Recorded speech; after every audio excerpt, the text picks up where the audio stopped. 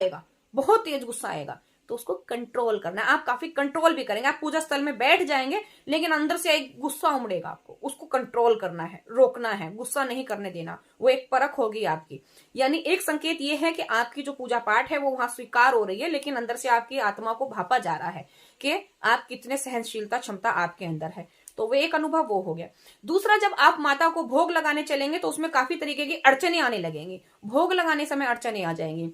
और गुप्त नवरात्रि में आप मां भगवती को विशेषकर अनार का फल चढ़ाएंगे। 5 अनार के फल आप जरूर चढ़ा दें गुप्त नवरात्रि में मां भगवती को।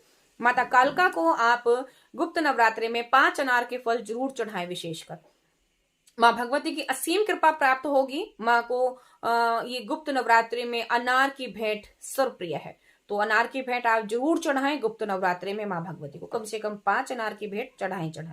और ध्वजा नारियल तो आप चढ़ाएंगे ही चढ़ाएंगे। तो जैसे आप उनको भोग लगाने चलेंगे तो अड़चने आएंगी, काफी क्रोध आने लगेगा, कुछ हो सकता है घर गृहस्थी के लोगों की तरफ से कुछ अड़चने आ जाए, वो भी एक परीक्षा होगी आपकी।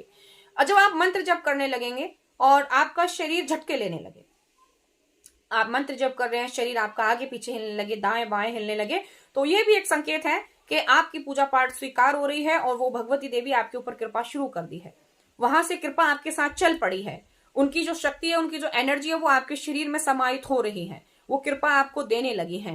देखो, एक तो कृपा आती है कि आपकी पूजा भक्ति से प्रसन्न होकर के जो आ रही है, एक आ रही है जबरदस्ती, जिसको हम शावर मंत्रों द्वारा, मंत्र चिकित्सा द्वारा, आप साधना सिद्धि के द्वारा जबरदस्ती उनको प्रसन्न करके छीनते हैं उनसे। उनको फिर आपकी उस साधना में उनको मजबूर होकर अपने कुछ गण दूत योगिनी शक्ति देनी पड़ती है, एक वो शक्ति हो गई। तो कोई ना कोई शक्ति वो आपको जरूर प्रदान करते हैं। अगर आपके पास शक्ति आ गई तो शरीर आगे पीछे हिलेगा। हो सकता है आपको सवारी जैसी फीलिंग आने लगे, बार बार सवारी आए आपके शरीर पे, बार बार ऐसा लगे नॉर्मल सी चीज में आपके ऊपर सवारी अपना अट्रैक्शन बनाने लगे, तो वो भी एक संकेत होता है कि मां भगवती की कृपा शुरू हो चुकी है।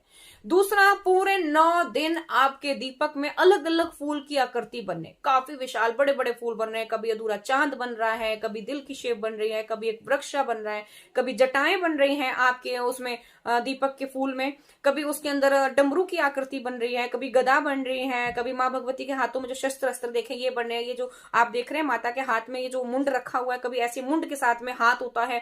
मां अपने विचित्र विचित्र चित्र बनाने लगती है आपके दीपक में। तो एक संकेत ये भी है कि मां भगवती वहां विराजमान हो चुकी हैं, मां की कृपा हो रही है और मां वहां आपकी पूजा पाठ स्वीकार कर रही है और उनका आशीर्वाद आपको मिलने लगा है। अगला, जब आप मंत्र जाप करते हैं या पूजा पाठ करते हैं, जैसे ही आपने देखा कि भाई मेरे को रात्रि का समय आपने रखा हुआ है सिद्धि साधना का, और 9 बजे या 10 बजे से आपकी साधना शुरू हो रही है, तो